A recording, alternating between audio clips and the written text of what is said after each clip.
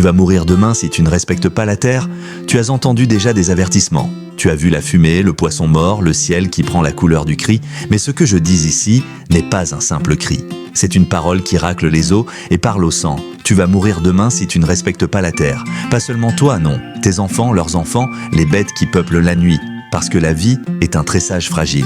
Quand on casse un fil, le tissage se défait plus vite qu'on ne croit. Souviens-toi des origines. Dans le commencement, l'homme reçut un jardin et fut chargé d'en prendre soin. Ce n'était pas un privilège de domination, mais une responsabilité de gardien. Semer, cultiver, protéger. Quand l'homme sème la mort, quand il détourne l'eau, brûle la forêt, étrangle la mer de plastique, il rompt le pacte originel.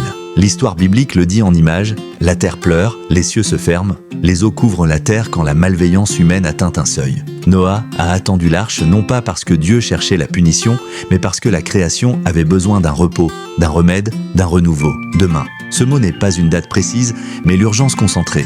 Demain, c'est la récolte que tu n'as pas regardée, la pluie trop tard ou trop forte, le sol qui ne retient plus la vie, la contagion qui passe par une rivière asséchée. Si tu continues à croire que la terre est une réserve inépuisable, tu verras au réveil que les ressources se sont retirées comme un hôte offensé. La mort ne viendra pas toujours sous la forme d'un éclair biblique. Parfois, elle vient sous forme de famine, de maladies, de villes englouties par des océans montants, de familles disloquées. Tous portent le même sens. Le monde te renvoie ce que tu lui as donné. Mais ce livre n'est pas fait seulement pour effrayer. Les récits sacrés ne condamnent pas sans offrir une voie. Il y a toujours place pour le repentir, pour un retournement des mains et du cœur. Repentir envers la terre, c'est reconnaître que respirer, boire, bêcher, cueillir sont actes sacrés, c'est réapprendre à jardiner avec patience, à écouter la saison, à rendre au sol ce qu'on lui a pris. C'est bâtir des cités qui épousent les cours d'eau au lieu de les forcer.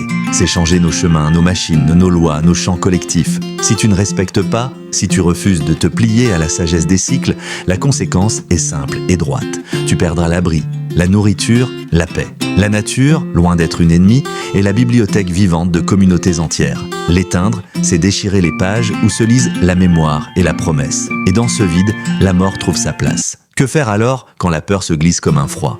Commence par les gestes sourds mais puissants. Préserver l'eau, soigner la terre, laisser des arbres, protéger les migrations des oiseaux, parler vrai à ceux qui gouvernent, réclamer des lois qui honorent la création plutôt que la piller. Nourrir la solidarité entre voisins, car l'écologie est sociale, ce n'est pas un luxe d'initié mais la condition de la survie commune. Rappelle-toi aussi que l'histoire biblique est pleine de gestes de restauration. Semailles après défaite, alliances renouvelées, arcs mis dans le ciel comme promesse. Tu peux être l'un de ces gestes aujourd'hui.